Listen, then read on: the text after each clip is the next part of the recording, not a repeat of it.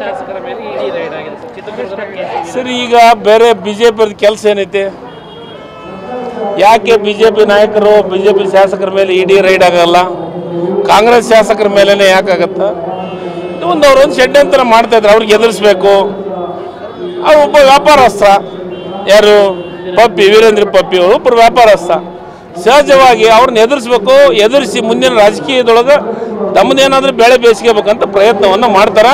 ಇಂಥದಕ್ಕೆ ಎದುರಂತವ್ರು ನಾವಲ್ಲ. ಕಾಂಗ್ರೆಸ್ಸಿಗರು ಸ್ವತಂತ್ರ ಹೋರಾಟದೊಳಗೆ ಹೋರಾಟ ಮಾಡಿ ಸ್ವತಂತ್ರ ತಂದು ಕೊಟ್ಟರು ಈ ದೇಶಕ್ಕಾಗಿ. ಇವ್ರು ಬರ್ತಾರೆ, ಇವ್ರು ಹೋಗ್ತಾರೆ. ಇವ್ರ ಬಗ್ಗೆ ತಲೆ ಕೆಡಿಸೋಣ ಅವಶ್ಯಕತೆ ಅವ್ರು ಅದೇ ಅವ್ರದ್ದೆಲ್ಲ ಪ್ಲಾನ್ ಇದೆ. ಅಂಥ ಪರಿಸ್ಥಿತಿ ಬರಂಗಿಲ್ಲ, ಅಂಥ ಪರಿಸ್ಥಿತಿಯೊಳಗೆ ಅವಶ್ಯಕತೆನೂ ಇಲ್ಲ. ಕೆಟ್ಟ ಹೆಸರು ತರೋದಲ್ಲ. ಅವರು ನಾವು ಬಹಳ ದೊಡ್ಡವರು, ಇಡಿ ಮತ್ತು CBIನ ತಮ್ಮ ಕೈಗೊಂಬೆ ಆಗಿ ಕೆಲಸವನ್ನು ಮಾಡಿಸ್ಕೊಂತ ಇದ್ದಾರೆ. ಅಣ್ಣ 100ಕ್ಕೆ 100 ಹಚ್ಚಿದೆ ಸರ್. ಈಗ ಬೇರೆ ಬಿಜೆಪಿ ಕೆಲಸ ಏನೈತೆ?